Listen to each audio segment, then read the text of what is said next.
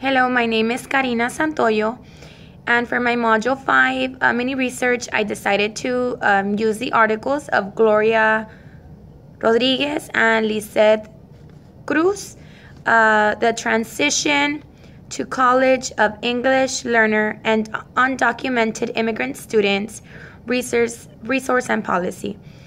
I basically decided to focus in this article because many of the students, and even I, when I was growing up and going to high school, I was considered an ELL because I was learning the English language but didn't have any support at home. So I was exposed to the language sometimes but was still considered like a long-term ELL. I decided to focus on one of my sisters since she's taking remedial courses at the university level, and she still kind of struggles with the classes that she's taking. So I decided to focus on like what she's doing in her class. First of all, she took a long time to return to school. It took her around 7 years to go back to class. She even had to go, when she took her state assessments at the high school level, she wasn't able to pass those exams because they were too difficult for her. So she got out of school but had to go back each year to finish her, to take her state assessments because she wasn't able to pass. I think it was the writing that was difficult for her. So taking that in mind, I just want to say what Gloria Rodriguez has. She refers to them as long-term ELLs, and she says how they're often orally proficient in English but are not proficient enough in the academic writing and reading of English to support school achievement. So what I asked my sister was basically like, it's called a developmental class that she takes. It's called Reading 200. Her professor's Mr. Ibarra. And basically she told me that their main focus in that class was over vocabulary, grammar, argument, cause and effect, comparison, supporting details, main ideas, inferences, implied idea, transition words, and purpose and tone. So basically what she does in the class is just, they give her a lot of questions, and I even got one of the examples.